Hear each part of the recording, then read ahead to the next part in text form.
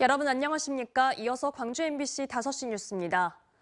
이재명 더불어민주당 대표가 신임 정책위 의장에 호남 출신의 비이재명계로 분류되는 이계호 의원을 임명했습니다. 또 신임 지명직 최고위원에 충청 출신 여성이자 친이재명계로 분류되는 박정현 전 대덕구청장을 임명했습니다. 이번 인사는 이재명 대표가 통합 일성으로 당무에 복귀한 이후 단행한 첫 번째 인사로 친이재명계 충청 여성 원외 인사와 호남 비이재명계 인사를 나란히 등용한 겁니다. 이 정책위 의장은 당내 비이재명계인 이낙연 전 대표의 측근으로 분류됐던 인물로 지난 대선 경선에서도 이 전 대표를 도운 바 있습니다. 더불어민주당 광주광역시당과 광주투자기관 노동조합협의회가 오늘 광주시당에서 정책 협약을 맺었습니다. 양측은 이번 협약을 통해 2024년 총선 승리와 노동 존중을 위한 연대를 이룰 것을 약속했습니다.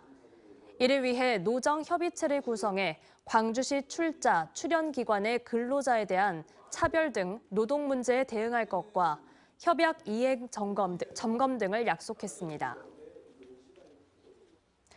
더불어민주당 전남도당이 12구 참사 1주기를 앞두고 희생자들을 추모하며 이태원 참사 진상규명 특별법 통과를 정부와 여당에 촉구했습니다.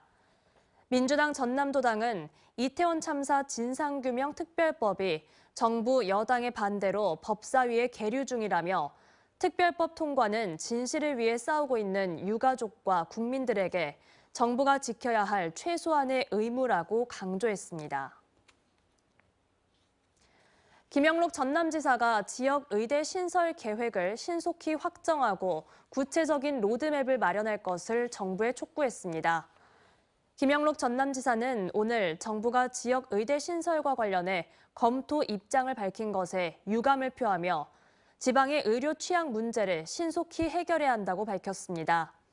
이를 위해 의과대학 정원 확대와 함께 지역 의대 신설 방침을 확정하고 구체적인 로드맵을 마련해야 한다고 덧붙였습니다.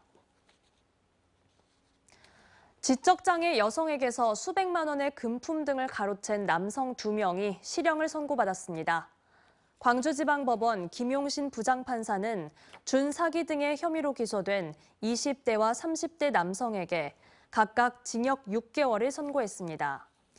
이들은 지난 2020년 피해자에게 사귀자며 접근해 임시 신분증을 발급받은 뒤 피해자 명의로 고가의 휴대전화 4대를 개통하고 수십여 차례 소액 결제로 720만 원 상당의 이익을 챙겼습니다. 고등학교 운동부 학생을 폭행하고 또 피해 학생의 학부모를 추행한 코치에게 항소심에서도 벌금형이 선고됐습니다. 광주고등법원 박혜선 판사는 아동학대와 강제추행 혐의 등으로 기소돼 1심에서 벌금형을 받은 50대 코치에 대한 항소를 기각했다고 밝혔습니다. 해당 코치는 지난해 광주의 한 고등학교에서 운동부 학생들을 테니스 라켓으로 폭행하고 피해 학생의 모친을 불러 신체를 접촉한 혐의로 기소돼 벌금 1,500만 원 등을 선고받았습니다.